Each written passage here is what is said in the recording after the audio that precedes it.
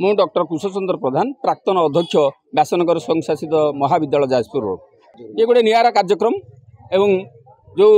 कार्यक्रम आज बालुंगा मंदिर समस्त अधिवासी माने से संपादित करिसंती। आमर गणेश्वर बेहेरा से मुख्य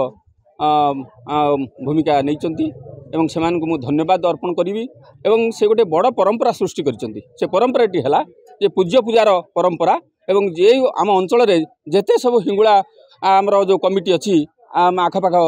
गाँवर बापरिक अंचल समस्त को से डाकी संबर्धित करिसंती। एथुरु स्पष्ट प्रमाणित होउची जे निश्चित भाव जो प्रतिभा मैंने आज संबर्धित होती से सम्मान प्रदान करा जायछि एवं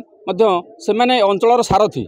एवं विशेषकर संस्कृति स्तर में आध्यात्मिक स्तर में एवं सेमानकर जो कार्य किपरि नियारा एवं से माने समाज को दान करिसंती एवं युवपीढ़ी की शिखई जे आमे जहाँ तमें सेया हुओ तमें विच्युति हो तमें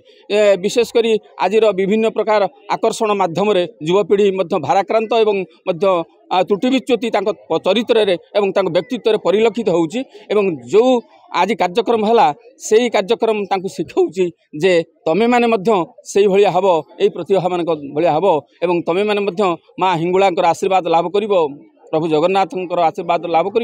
एवं ए अंचल सर्वांगीन उन्नति सबु दिगरे सबु स्तर एवं सबु कार्य तमें गोटे प्रमुख भूमिका ग्रहण कर। महाप्रभु कृपा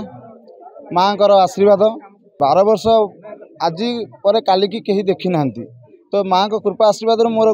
गोटे वर्ष पर 12 वर्ष पूरीगला पारे मुझे जो चिंता कली माँ को राति दिने स्वप्नहात है मत लगिला कि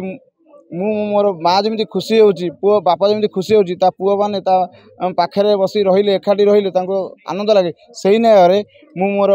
चिंताधारा मोर 12 खंडी हिंगुला गाँव कर्ता एवं तांकर सभापति को निमंत्रित करी मु आज मो माँ को पाखरे टिके आनंद लाभ करिछि। केवल तो आमे सेवा करुछु जो माने कि मंत्र